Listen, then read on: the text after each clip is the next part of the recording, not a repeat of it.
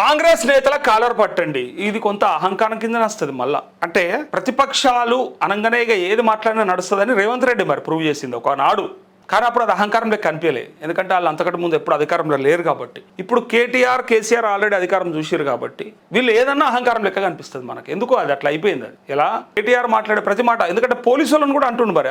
అది కొన్నిసార్లు ఎట్లయితుందంటే వ్యవస్థల్ని కూడా కొంతమంది అంటూనే మళ్ళా అన్నాడు పోలీసు వాళ్ళు కూడా ఏం పీకలేరు అని మాట్లాడిండు. అది కొంత అరే అంటే మళ్ళీ అధికారంలోకి వస్తే అంత మీదేనా? అట్లుండదు కదా.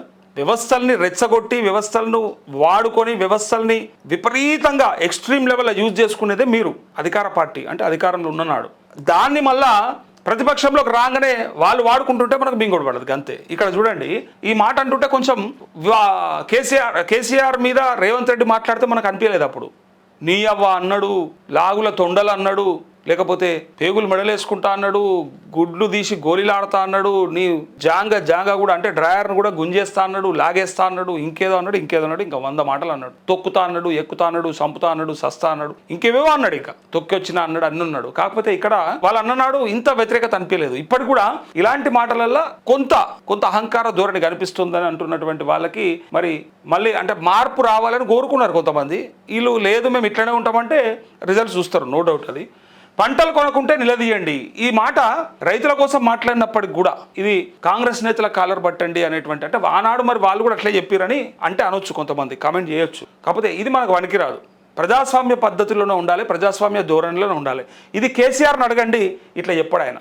కాలర్ పట్టండి, బండకేసి కొట్టండి, నెలకేసి చంపండి, ఇట్లాంటివి చెప్పాడు ఆయన. చాతగాని దద్దమ్మలు అంటే డైరెక్ట్గా చాతగాని సన్నాసులు ఎందుకు చెప్పాలి, బరాబర్ కొంటాం మేము, నన్ను ఒకనాడు ఈ మాట అన్నావు కదా మరి ఇలా నువ్వేంది అని ఆ టైప్ అడుగుతాడు.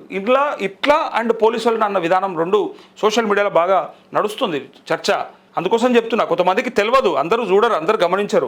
ఈయన కేటీఆర్ అన్నటువంటి మాట ఏదైతే ఉందో అది కొంత అహంకారపూరితంగా ఉన్నదని అంటున్నారు, మళ్ళా ప్రజలే అంటున్నారు. అది బోనస్ రైతు బంధు ఏమైందో అడగండి, బీఆర్ఎస్ వర్కింగ్ ప్రెసిడెంట్ కేటీఆర్ అంటూ పంటలు కొనుగోలు చేయకపోతే కాంగ్రెస్ నేతలను కాలర్ పట్టి నిలదీయాలని బీఆర్ఎస్ వర్కింగ్ ప్రెసిడెంట్ కేటీఆర్ రైతులకు పిలుపునిచ్చారు. మీరు అనుకోండి, మీరు అడుగురు అంటుడు. కానీ మరి ప్రతిపక్ష పార్టీగా ప్రధాన ప్రతిపక్షంగా మరి మేము కేసీఆర్ ప్రధాన ప్రతిపక్ష నేత కాబట్టి బరాబర్ వస్తాడు, కొట్లాడతాం, మేము రోడ్డు మీదకి వస్తామని అంటలేరు. అననే ఉంది లోపమంతా.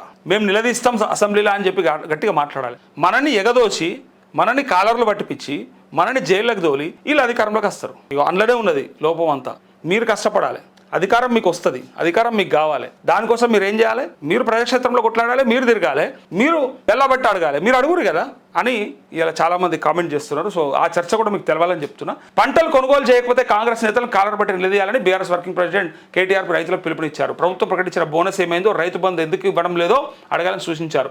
ఇటీవల ఆత్మహత్య చేసుకున్న ఆదిలాబాద్ జిల్లా సిరికొండ మండలం పొన్న గ్రామానికి చెందిన రైతు పాండురంగ కుటుంబాన్ని శనివారం కేటీఆర్ పరామర్శించి 3 లక్షల ఆర్థిక సాయం అందించారంటూ ఇక్కడ దీన్ని అండ్ ఆ పోలీసు వాళ్ళు అన్న మాటని కంపేర్ చేస్తున్నారు అన్నట్టు జనాలు. ఇక తను ఏమంటున్నారంటే పంటలను కొనుగోలు చేయకపోతే రైతులు కాంగ్రెస్ నేతల కాలర్ పట్టి నిలదీయాలని బీఆర్ఎస్ వర్కింగ్ ప్రెసిడెంట్ కేటీఆర్ అన్నారు. ప్రభుత్వం ప్రకటించిన బోనస్ ఏమైందో, రైతు బంధు ఎందుకు ఇవ్వడం లేదో అడగాలని సూచించారు. ఇటీవల ఆత్మహత్య చేసుకున్న ఆదిలాబాద్ జిల్లా సిరికొండ మండలం పొన్న గ్రామానికి చెందిన రైతు పాండురంగ కుటుంబాన్ని శనివారం కేటీఆర్ పరామర్శించి 3 లక్షలు ఇచ్చారు.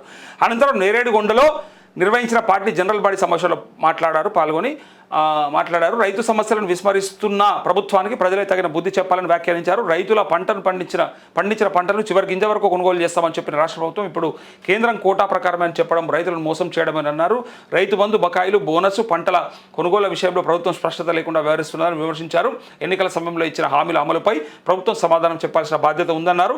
రైతుల పట్ల చిత్తశుద్ధి ఉంటే వెంటనే కొనుగోలు పూర్తి చేసి బకాయిలు విడుదల చేయాలని డిమాండ్ చేశారు. అట్లే ఎస్ఐఆర్ పై కూడా అప్రమత్తంగా ఉండాలని చెప్తున్నాడు. ఓటర్ జాబితా ప్రక్షాళన అంటూ చేపడుతున్న ఎస్ఐఆర్ ప్రక్రియపై అనేక అనుమానాలు ఉన్నాయని కేటీఆర్ అన్నారు.